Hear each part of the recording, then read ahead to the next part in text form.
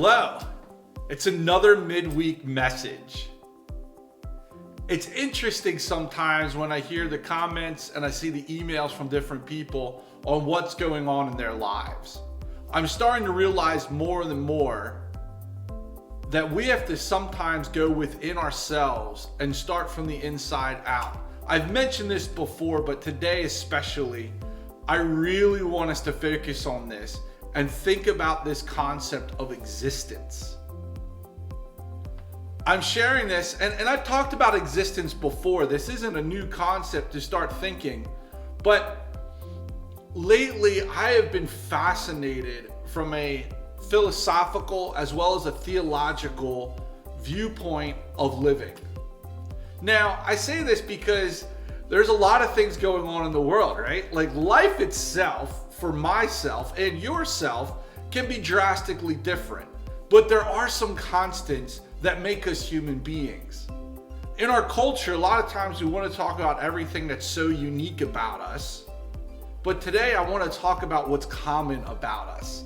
Because I believe that at the end of the day, our commonalities is what makes us human beings, is also what gives us this amazing potential in life to have a blast while we're on this earth. Sure, are we gonna have hardships? Absolutely. Are we gonna have troubles? Totally. But at the end of the day, there is this reality that we exist. That God, the maker of the universe,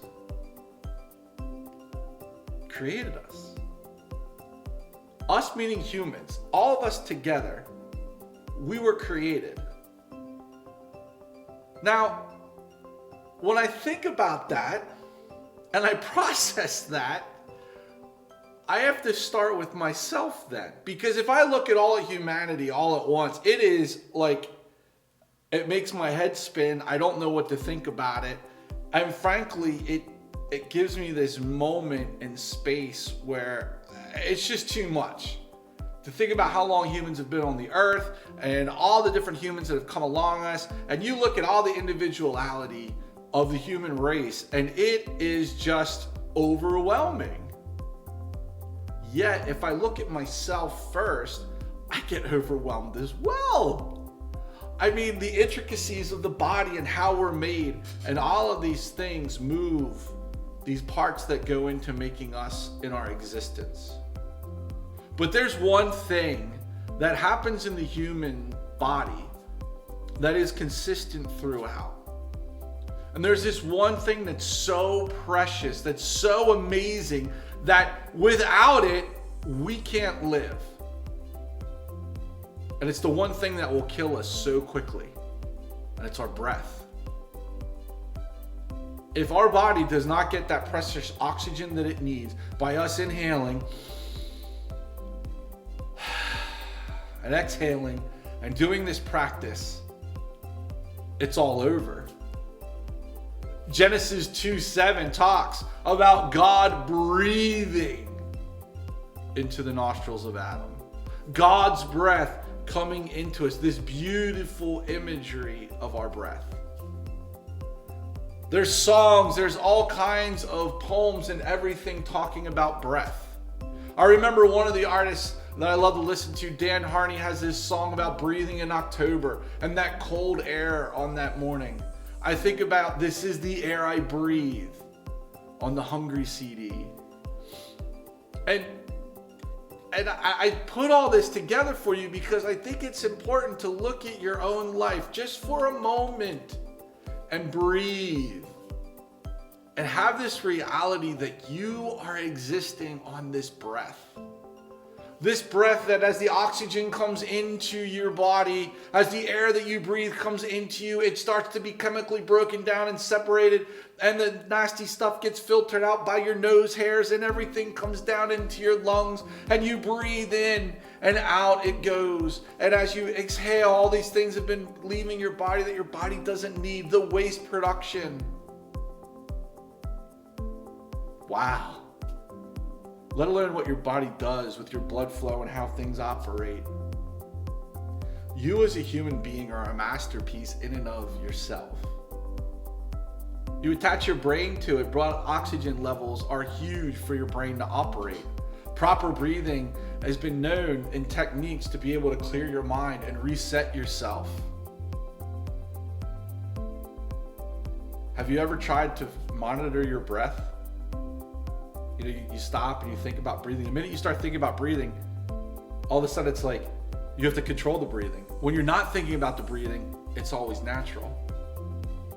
See, breath is this rhythm in our life that happens on a constant basis. And we get our breath from the air or the environments that we're in, and maybe you're in a controlled environment where the air conditioning's going or the heater system's running. But the bottom line is, our breath is so important. Matter of fact, our breath is so important that without it, we're dead. Now, you might be wondering, why am I talking about breath so much? Well, if God breathed into us to start man off, that ignition switch, and when we come out of the womb, our first thing we do is breathe.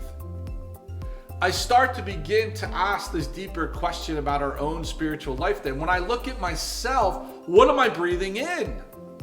Right? Like, if I'm having a bad day, what am I inhaling? Because that attitude of gratitude is so important. But also spiritually, am I breathing in the breath of God? It's something that I think I take for granted most days, but I've been trying not to lately. Having moments of breathing in with God. And I'm not talking about reading a major book or studying some stuff. I'm talking about just sitting and breathing in with God. It's so intriguing to me when I sit and stop and I pause and I think and I go deep and I let God come in. And for me, that's very hard because there's a lot of times I don't want to think deep.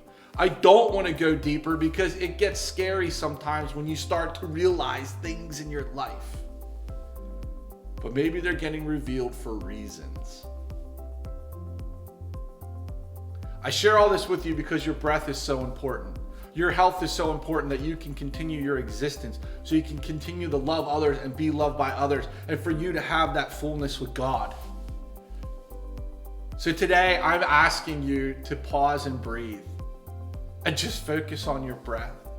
Matter of fact, you can do it with me now. Just breathe in and then breathe out.